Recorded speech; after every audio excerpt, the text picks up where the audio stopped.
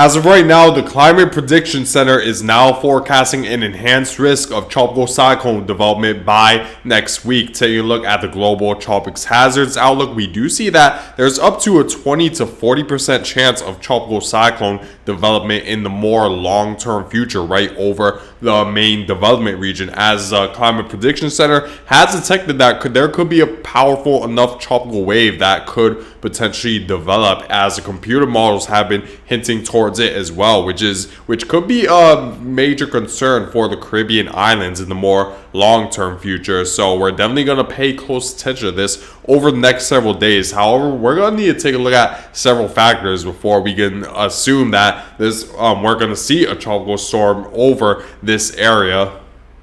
As for the forecast for the more short-term future, we do have a tropical wave that will likely develop into Tropical Storm Dawn within the next 48 hours, where its over sea surface temperatures are close enough to the 80-degree mark, and it's going to definitely have some help when it comes to baroclinic instability that will help strengthen this storm and deepen the low-level center. However, the good news is that this is expected to stay over water, so it won't necessarily bring much in terms of impacts, maybe high surf right around Bermuda and the eastern portion of Canada. But outside of that, you shouldn't really expect impacts from this, at least when it's a tropical entity. Maybe this impacts Europe in the more long-term future as a weaker storm. But other than that, you shouldn't worry too much about this storm. Shifting our focus back to the southern portion of the northern Atlantic, we do see that there's a tropical wave moving through the main development region at this point, but it's expected to weaken as a result of the dry air that's going to stay ahead of it. Let me actually show you guys a moisture map, because it gives a good idea of what will be the main mechanism that could potentially strengthen this storm or weaken this storm. So here's the humidity forecast over the next several days from the European model. In the mid-levels of the atmosphere, we do see that there's a decent amount of moisture right over the main development region. And moving forward with the forecast, we see that the moisture definitely becomes less concentrated and a little bit more spread out. And we don't necessarily see a low-level center develop out of this area of moisture. And there are several different factors why. For one thing is that the amount of energy is very spread out over this envelope of moisture. Tropical cyclones need that envelope of moisture, or at least energy, to be a lot more consolidated and closed and a lot smaller, because if the energy is too spread out, or if the air molecules are too spread out and there's several different areas of convective activity that are competing for the same amount of air molecules to converge around the low level center, then that would create more multiple weak areas of convective activity, rather than one area of convective activity where all the energy spirals around and creates enough convergence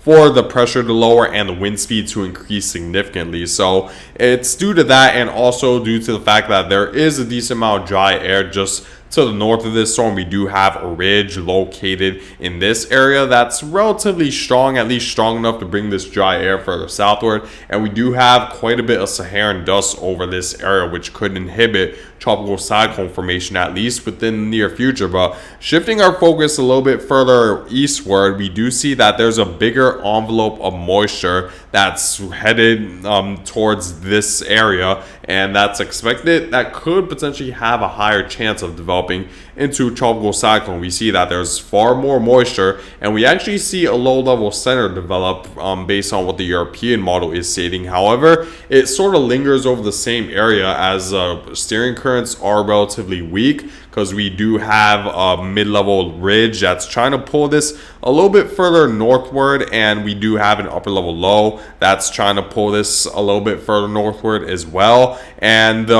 we do see that the surface level ridging is very weak. The Bermuda Azores ridge is a lot further northward, so we don't see those strong surface level winds wanting to steer this moisture quite fast towards the west. And that could be an issue, because tropical cyclones, at least in the main development region, do require at least a decent amount of speed, because the stronger the wind is along the surface, the more space there is between the air molecules to hold a lot more water vapor that would be associated with the warm Atlantic water temperatures. And if the winds along the surface are too weak, then we won't necessarily see enough convective activity going on around center circulation for this to develop. But we still do see that the European model maintains a storm at around an 1010 millibar storm, or between 1010 and 15 millibars, and it lingers it over the same area for quite some time. And it's not until the very long-term future, I'm talking right around Sunday, July 23rd, where we begin to see the surface level winds increase dramatically, and this storm eventually move a little bit further westward at a faster clip. But there's definitely a lot of things that could inhibit this from developing. The amount of dry air to the north of it is definitely going to be a major problem for this storm and its potential of developing. However, there's still quite a bit of moisture surrounding this tropical wave, so I definitely wouldn't rule out that this moisture could fend off the Saharan dust. We're just going to need to wait and see as we head more into the more long-term future to see how the computer models will iron out the forecast and see how much moisture there will be around the center of circulation, as well as the steering flow with this storm, because again, it needs at least a decent amount of surface level winds for the storm to hold enough water vapor. And we do see that the winds are very light, which means that the steering currents are very light, which means that this storm, at least from the European model scenario, will move very slowly, and it needs to move a little bit faster than this to gain a little bit more momentum and speed, especially on the northern quadrant of this storm, as well as more convective activity going on. So we're definitely going to need to pay very close attention to the steering currents over the storm over the next several days. But as of right now, you still at least should be aware right around the Caribbean, because there's when the Climate Prediction Center is forecasting that there could be an enhanced risk of tropical cyclone development right at the Caribbean's doorstep. You always need to be aware of this, even if it's in the long-term future. So make sure to stay tuned for more updates, and I'll keep you guys updated daily pretty much with this tropical wave. Another thing I want to point out too is the fact that there's a possibility this tropical wave could move a little bit too far south, to the point where it won't be able to have the Coriolis effect to have a big enough impact regarding the rotation around center circulation for this to create a high level of convergence for the wind speed to increase around the low level center. Taking a look at the future, we do see a fairly strong ridge right over this area, and the northerly winds associated with this ridge are quite strong, which is the reason why we're seeing Saharan dust move over the main development region at a pretty high clip right now. And that's definitely going to steer tropical waves a little bit further southward than what they're typically used to, which would definitely inhibit its the next few tropical waves possibility of developing over this area. So depending on how strong this ridge is, that'll be key as well in determining how far north or south this tropical wave will move. We'll eventually see that this ridge will move a little bit further westward, and we're going to see that eventually we're going to see the tropical wave come off the West African coast. We do see a slight weakness right over this area before another ridge comes through, and will eventually slow down the steering flow with this storm, because there's going to be multiple factors that are going to slow down the steering of this storm, because the tropical wave at this point would be located right around this area. We have a big ridge trying to steer this towards the south. We have another ridge just to the east of this tropical wave that's trying to steer it to the north, as well as this trough trying to steer it towards the north. So it's going to be in quite a difficult scenario where it won't really know where to move, and it's not until this ridge comes through where it's eventually going to move westward. So the timing of this will be key. If we're going to see a strong enough ridge, that would definitely potentially enhance its chance of developing, because then we'll see stronger lower level winds, which would help this storm. But at the same time, this ridge can't be too strong to a point where the tropical wave would move a little bit further southward. So the right balance will be key in determining if this will develop into a tropical storm or not. In terms of the forecasted wind shear over this storm, what is concerning is that the European model and even the GFS model are both forecasting that the wind shear will remain relatively light over the main development region for the most part, even in the near future, where we do see that at least right around just off the African coast, there is a small area where the wind shear is light. Of course, there's areas of stronger wind shear that's closer to moderate, but we do see that for the most part, this specific area right here, right over the main development region, is experiencing wind shear that's quite light, and that could be an issue when it comes to the next tropical wave moving through, because it'll be under fairly favorable conditions when it comes to the amount of upper level winds. There won't be really strong upper level winds that could tear this storm apart, and we do see that it'll be over an area where the wind shear is very light. So we're definitely going to need to hope that there's enough dry air and this storm moves further southward than expected, to the point where it won't have a chance of developing, because as of right now, it seems like the wind shear will likely stay light, even forecasting this into the more long-term future. So we're definitely going to need to pay closer attention to the amount of stable air that will move in and the Saharan dust, because I think that will be the main inhibitor with this tropical wave as it continues ahead further westward, not necessarily the upper level winds.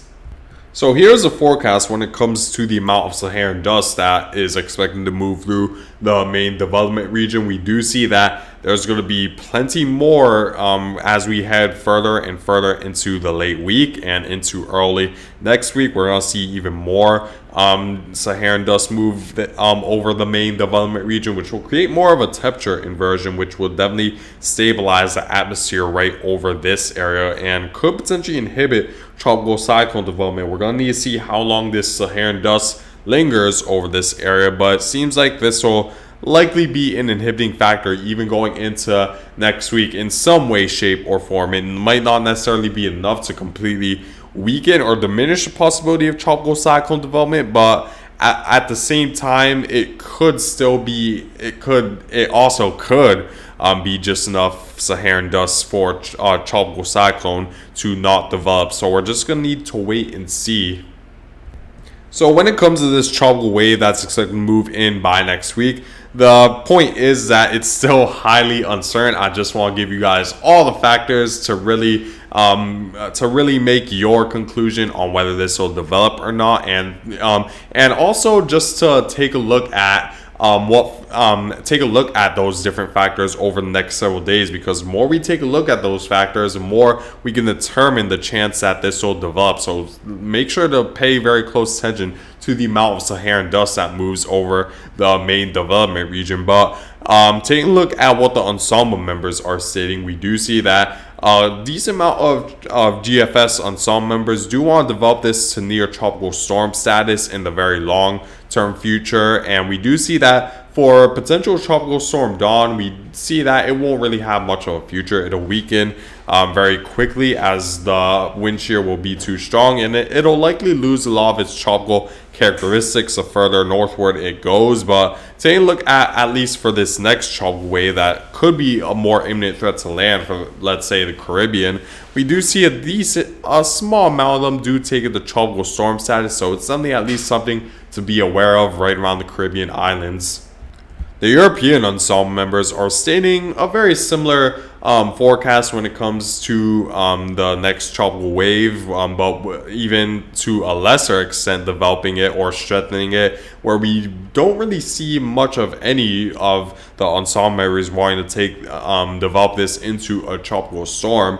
And we see a very similar track and strength when it comes to potential tropical storm Dawn. So I wouldn't worry about this tropical wave too much, but for this tropical wave, you definitely need to pay close attention to this in the Caribbean by next week.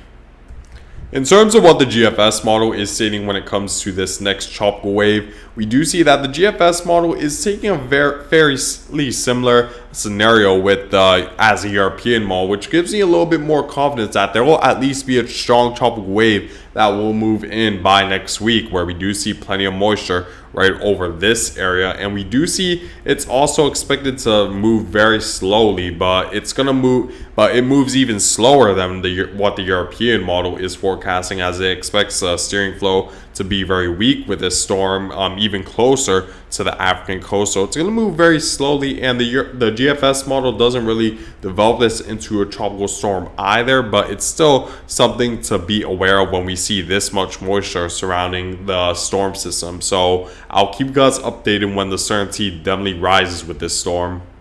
So here's my overall forecast when it comes to the next few tropical waves. So Tropical Storm Dawn is unlikely to bring any sort of direct impacts. Well, it's pretty much inevitable it won't bring direct impacts as a tropical entity, at least, but still potentially watch out for a higher surf around eastern Canada as well as Bermuda. And taking a look further southward, there is a potential of a tropical cyclone by next week, and I'll keep you guys updated once the certainty rises. It's still a little bit too far out to give you guys a certain forecast, but just know a stronger tropical wave is expected to move in by next week. So even if this doesn't develop, this still could bring an enhanced risk of heavy rainfall to the Caribbean islands. So stay tuned for more updates. But that's it for now, guys, and I thank you guys for watching.